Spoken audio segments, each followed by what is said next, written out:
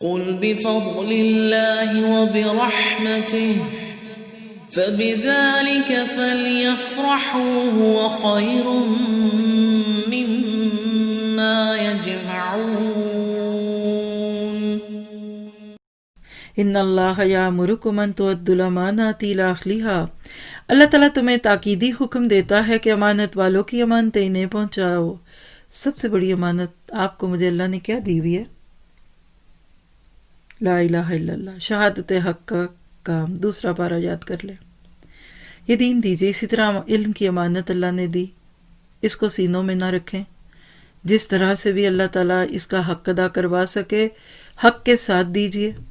اور جب لوگوں کا فیصلہ کرو تو عدل و انصاف سے فیصلہ کرو، یقیناً وہ بہتر چیز ہے جس کی نصیحت تمہیں اللہ تعالیٰ کر رہا ہے۔ بے شک اللہ تعالیٰ سنتا ہے اور دیکھتا ہے۔